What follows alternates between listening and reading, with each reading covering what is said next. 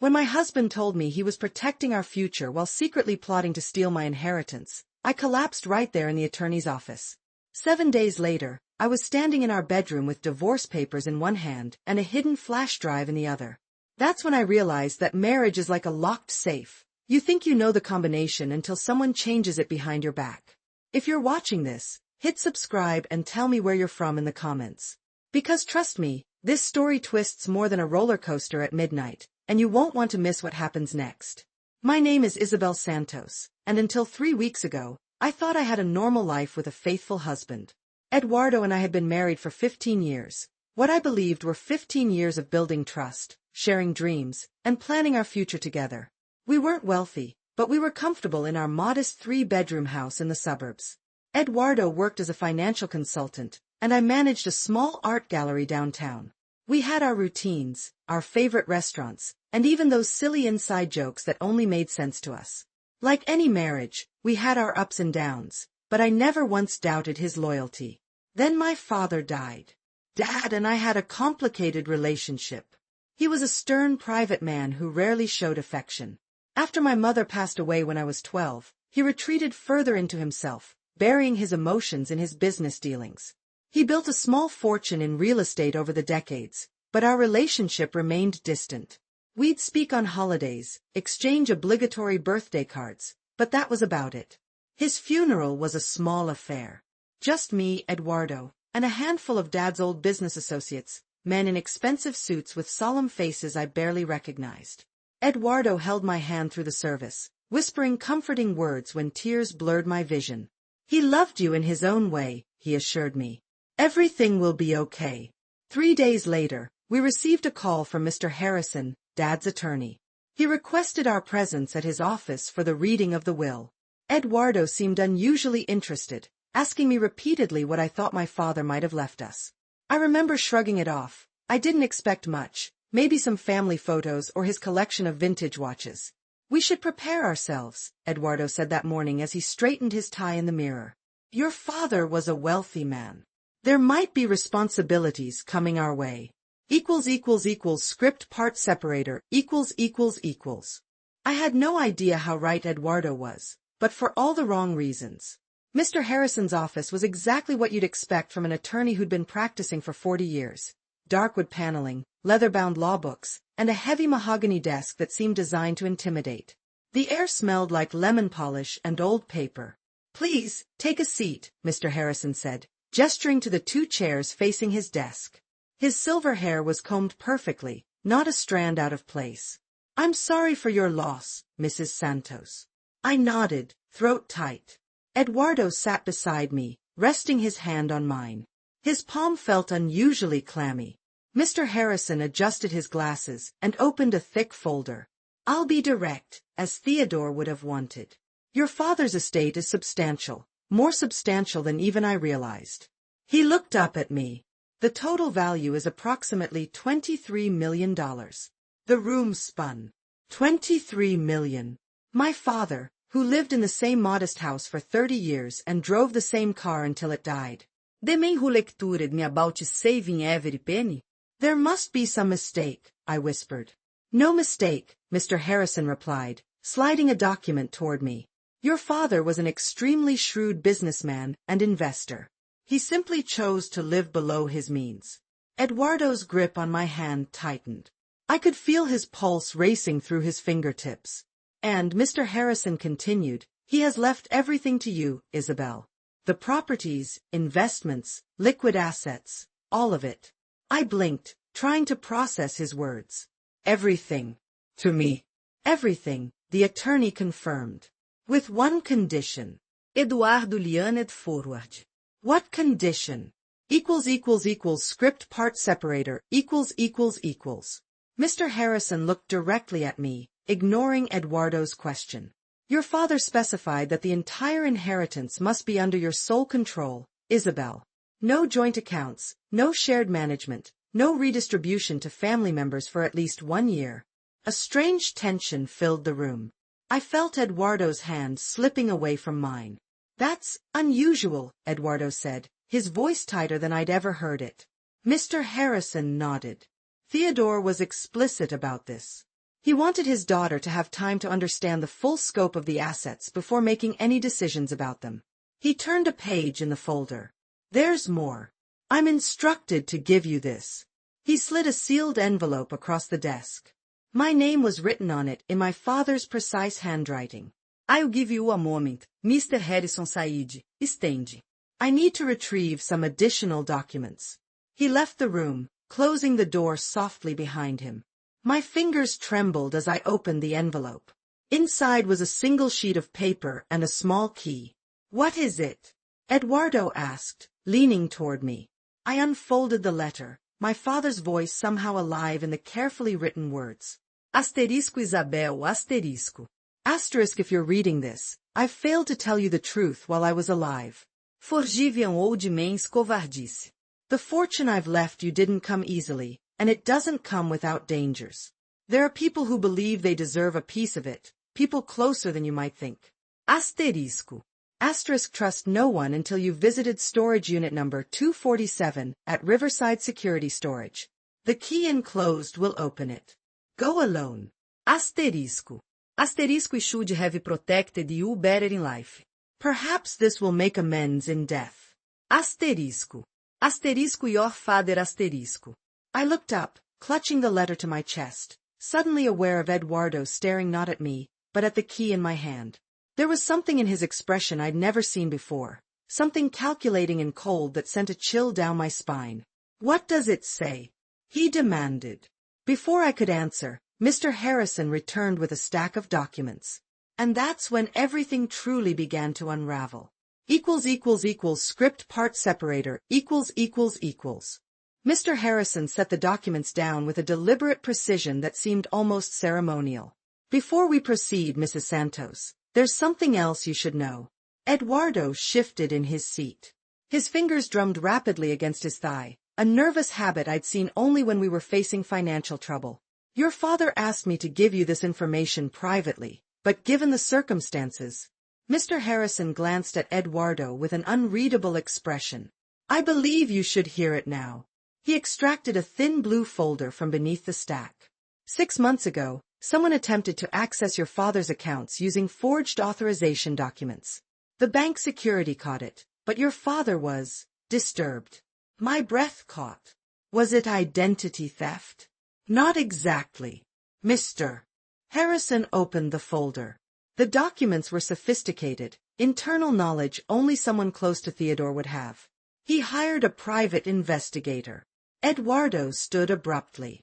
This seems like private family business. Perhaps I should step outside. Please sit down, Mr. Santos. Mr. Harrison's voice hardened.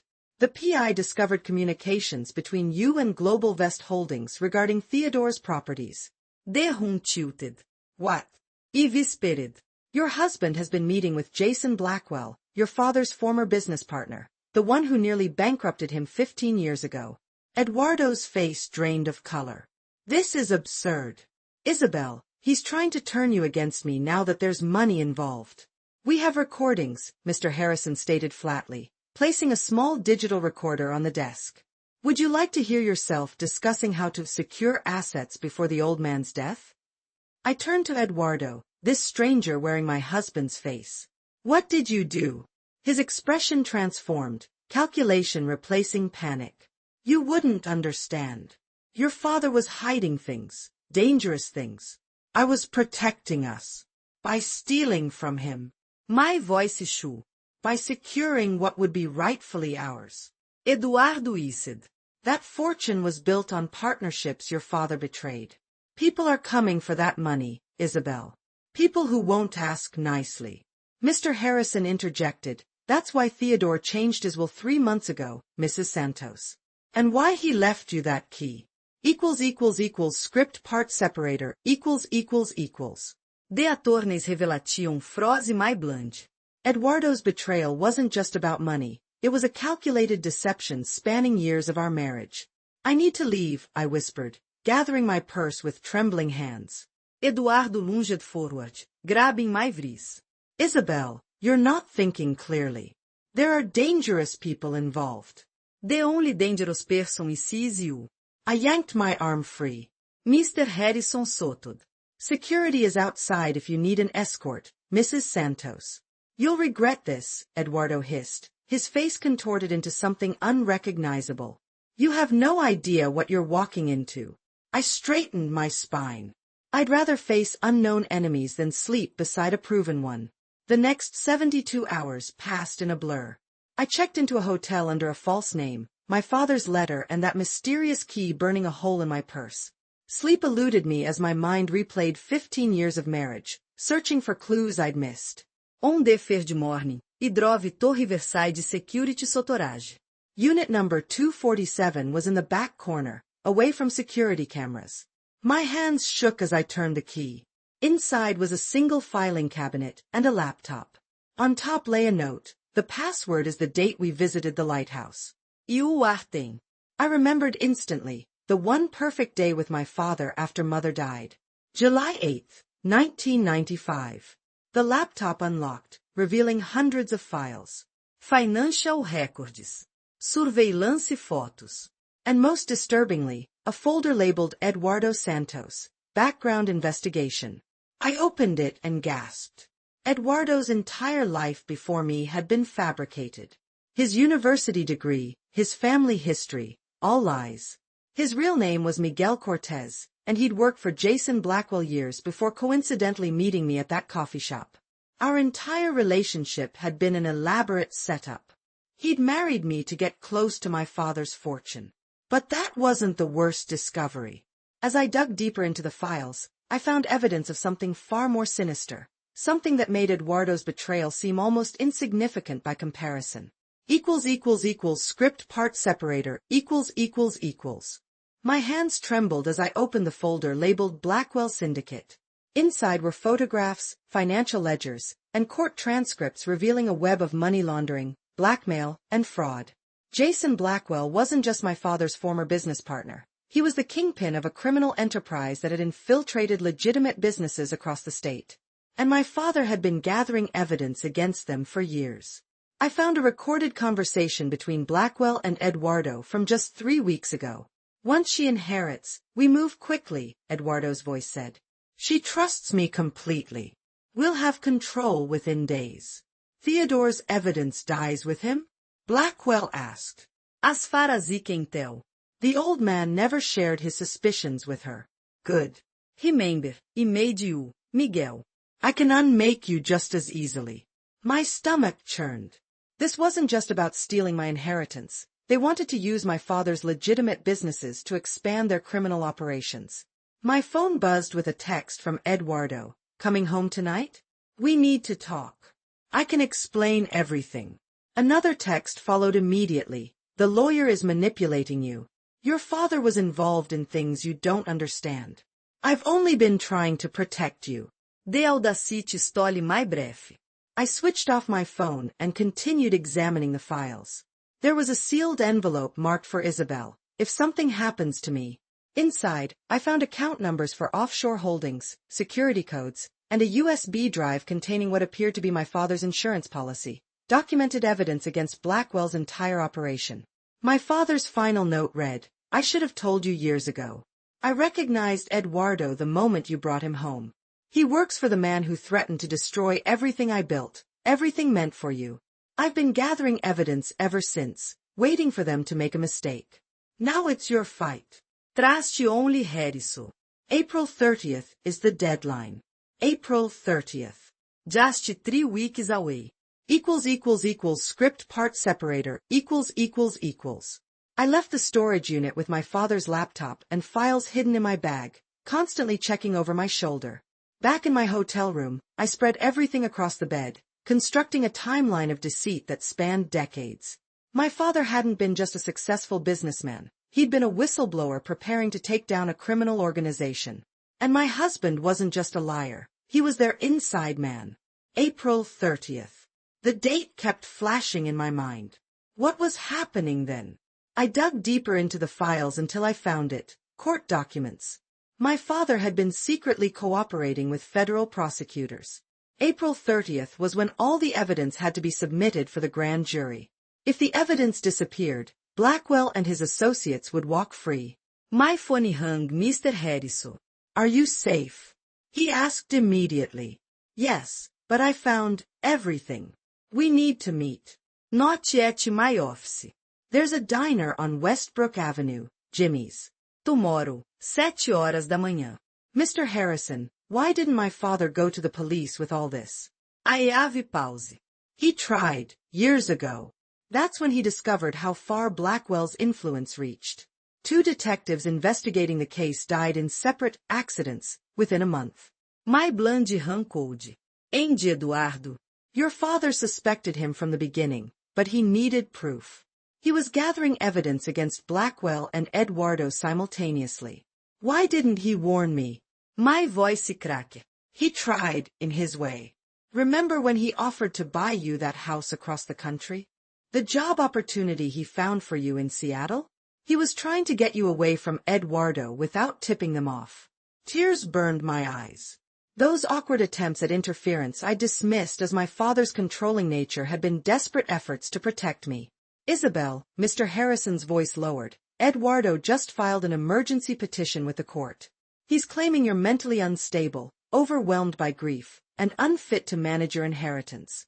He's requesting temporary conservatorship of all assets. My hand tightened around the phone. He can't. The hearing is in 3 days. And he's got a psychiatrist willing to testify. Script part separator, The would tilted Benemi. 3 days. I had 3 days before Eduardo could legally seize everything. What do we do? Evispedid. You fight, Mr. Harrison replied firmly. But first, secure those files. They're worth more than all the money your father left you. I spent the night making copies of everything, sending encrypted files to secure email accounts Mr. Harrison had set up. I barely slept, jumping at every sound in the hallway outside my hotel room. At dawn, I slipped out through a service entrance and took a taxi to Jimmy's diner. The place was nearly empty, just a trucker at the counter and an elderly couple in a corner booth. Mr. Harrison sat at the back, coffee untouched, looking like he hadn't slept either. You're being followed, he said without preamble as I slid into the booth. One of Blackwell's men. I spotted him when I arrived. My polsiki Kenneth. What do we do? We adapt. He pushed a folder toward me. I filed counter motions against Eduardo's petition, but we need to prove his connection to Blackwell. And we need to do it before the hearing. That's impossible in 3 days. Not entirely. He leaned forward. Your father established a trust with special conditions.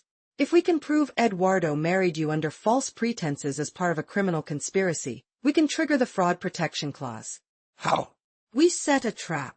His eyes gleamed with determination. Blackwell and Eduardo think they're closing in on you. Let's make them believe they've won. The plan he outlined was risky, but brilliant in its simplicity. Eduardo wanted the money. Blackwell wanted the evidence destroyed. We would offer them both, with strings attached. You want me to meet with Eduardo? Alone? I asked incredulously. With adequate precautions. We need recorded evidence of his true intentions, something the judge can't ignore. And if something goes wrong? Mr. Harrison placed a small device on the table. Then you press this panic button, and the FBI agents I've been coordinating with will be there in seconds. Script part separator, I left the diner with a strange calm settling over me. For weeks, I'd felt like I was drowning, but now, with a plan forming, I could finally see the surface. That evening, I called Eduardo.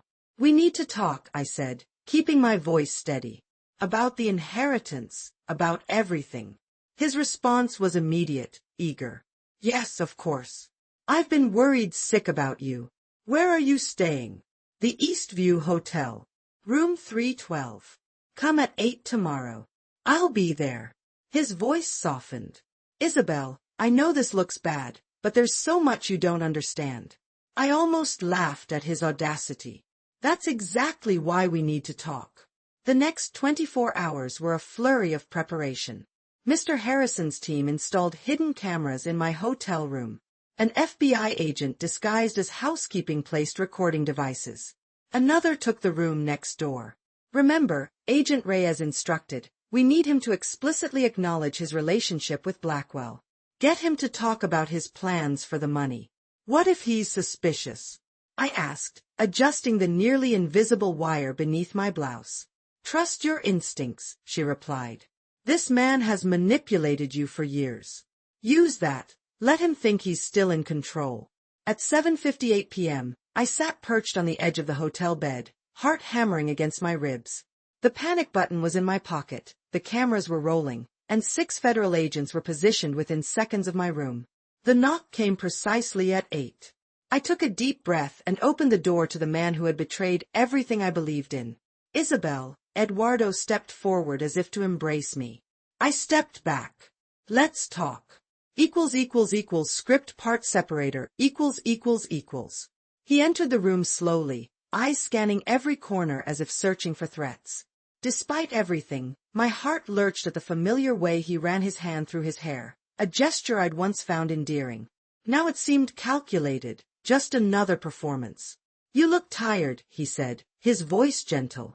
This has been hard on you. Finding out my husband is a con man tends to do that, I replied, sitting in the armchair by the window. Eduardo winced. That lawyer has poisoned you against me. I'm still the same man you married. That's the problem, isn't it? I never actually knew that man. He sat on the edge of the bed, leaning forward with earnest eyes. Isabel, your father was involved with dangerous people. Everything I did was to protect us. By conspiring with Jason Blackwell? I watched his face carefully. A flicker of surprise crossed his features before he composed himself. I had to maintain certain relationships to understand what we were facing. So meeting me, marrying me, that was all part of your protection plan? Our meeting was coincidence, he insisted. But yes, once I knew who you were, I recognized an opportunity to get close to Theodore's operation. An operation. My father was a businessman. Eduardo laughed softly. Your father was laundering money for years. Why do you think he kept you at arm's length? He was protecting you from his criminal activities. I felt a surge of anger. That's a convenient story. It's the truth, he insisted, reaching for my hand. I let him take it, fighting the urge to pull away. Isabel, the inheritance is tainted. The feds will freeze everything once they connect the dots. Unless what? His grip tightened. Unless we move quickly. I have contacts who can help us secure the assets before it's too late. Script part separator, His eyes gleamed with a hunger I'd never noticed before. I've already set things in motion with Blackwell. We can transfer everything offshore within days. Blackwell, I repeated, letting his name hang in the air. The man who tried to ruin my father. Eduardo waved dismissively. Your father and Jason had disagreements, but business is business. The point is, he has the infrastructure we need. And what happens to my father's evidence? The files he collected against Blackwell's syndicate? Eduardo froze. What files? I met his gaze steadily. The ones in the storage unit. The ones documenting every legal transaction, every threat, every murder ordered by Jason Blackwell. He stood abruptly. You have them. Maybe. He leaned back in my chair. What would Jason do to get them? Eduardo's demeanor shifted completely, the loving husband persona vanishing like smoke. Those files are worth more than the money, Isabel. Hand them over, and we both walk away winners. You keep the legitimate assets, I deliver the evidence to Blackwell. And my father's work dies with him. Your father was a fool. Eduardo snapped. He spent years gathering evidence that would destroy everyone involved, including himself. Do you think his hands were clean? Tell me something, I said quietly. Was any of it real? Us. A calculating look crossed his face as he decided which answer would serve him best. Some of it. You weren't unpleasant to be with. De casual cruel te stole my breath. And when exactly did you plan to leave once you had the money? That depends, he said, moving toward me. Are you going to be reasonable about those files? Script part separator, His eyes had changed, hardening into something predatory. I forced myself to hold my ground even as my heart hammered. Define reasonable, I said, my voice steadier than I felt. He paced the room like a caged animal. Blackwell wants those files destroyed. All copies. And he wants the original hard drives. And what do I get in return? Eduardo smiled coldly. Your life, Isabel. Isn't that enough? The mask was completely gone now. This was the real Eduardo, or Miguel, or whoever he truly was. So now we're at threats, I observed. Let's call it a reality check. He leaned against the wall. You have 48 hours to turn over everything. After that, Blackwell's patience expires. Em de inheritance? You keep enough to live comfortably. The business interests transfer to our management. I stood slowly, careful to keep my distance. I need to think about it. Don't think too long. His voice dropped to a menacing whisper. Blackwell already has men watching this hotel. You're not as hidden as you believe. Tell me one thing, I said, moving toward the door. Was targeting me your idea or his? Eduardo's smile made my skin crawl. Does it matter? I delivered as promised. 15 years is a long con, even for me. You should be flattered I stuck around so long. And if I refuse your offer? He shrugged casually. Then the court declares you mentally unstable at tomorrow's hearing. I take control of everything legally, and Blackwell's men find those files without your help. His eyes narrowed. The second option is Messier for everyone. He walked to the door, then turned back. 8 p.m. tomorrow. De Plaza Hotel Bar. Come alone with the location of all the files and drives. After he left, I collapsed onto the bed, trembling violently. Agent Reyes emerged from the bathroom where she'd been monitoring everything. We got it all, she assured me, removing the recording equipment. Every frete, every admission. He said Blackwell has men watching the hotel, I whispered. She nodded grimly. He does. We've identified 3 so far. Script part separator, The FBI moved me to a safe house that night, a nondescript apartment in a suburb 20 miles outside the city.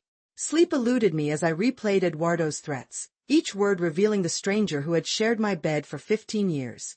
At dawn, Mr. Harrison arrived with news. The judge granted our emergency motion, he announced, setting his briefcase on the kitchen table. Eduardo's conservatorship hearing is postponed pending criminal investigation. Relief washed through me. So we have more time. Better than that. He extracted a document from his briefcase. The judge authorized a freeze on all accounts Eduardo has touched. He can't access a penny. Agent Reyes joined us, laptop in hand. We've identified 6 of Blackwell's associates watching various locations connected to you. They're getting desperate. Which means dangerous, I murmured. Exactly why we're accelerating the timeline. She opened her laptop. We're moving on Blackwell tonight, but we need your help with the sting. The plan was audacious. Instead of avoiding the meeting Eduardo had demanded, I would keep it, with modifications. The Plaza Hotel bar would be crawling with undercover agents. I would wear a wire and carry a decoy flash drive. The moment Eduardo or Blackwell incriminated themselves, the FBI would move in. What if they search me for wires? I asked. They won't, Agent Reyes assured me. The technology we're using is undetectable without specialized equipment. And if something goes wrong? Mr. Harrison placed his hand over mine. We won't let it come to that. As evening approached, technicians fitted me with nearly invisible recording equipment.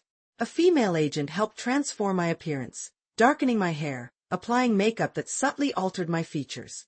Remember, Agent Reyes instructed as we prepared to leave, your only job is to get Blackwell talking about the evidence and his connection to Eduardo. We handle the rest. I nodded, a strange calm settling over me. After weeks of being hunted, I was finally the hunter. The Plaza Hotel gleamed like a jeweled fortress as our unmarked van circled the block. 20 FBI agents were already positioned, at the bar, in the lobby, outside in surveillance vans. My father's evidence was secured in an FBI safe house, with copies already on their way to the U.S. Attorney's office. He's already inside, Agent Reyes said, checking her tablet. And he's not alone. Blackwell showed up himself. A cold certainty settled over me. Good. The hotel lobby sparkled with chandeliers and money, oblivious patrons moving through their evening rituals. I walked alone to the bar, every step measured and deliberate. There they were, Eduardo and Blackwell at a corner table, heads bent in conversation. Eduardo spotted me first, his face brightening with manufactured warmth. "Isabel, you came." Blackwell turned, silver-haired, expensive suit, eyes like a shark. "Mrs. Santos. Finally we meet." "Let's skip the pleasantries," I said, sliding into the third chair. "I know who you both are. I know what you've done." Eduardo's smile faltered. "Do you have what we asked for?" I placed the decoy flash drive on the table. "Everything my father collected. 15 years of your operation, Mr. Blackwell." Blackwell's manicured hand closed over it. "Smart choice." "And now my payment," I said coolly. Eduardo frowned. "Payment? Did you really think I'd hand over leverage without getting something in return?" I leaned forward. "I want half the inheritance and immunity." Blackwell chuckled. "You're Theodore's daughter after all."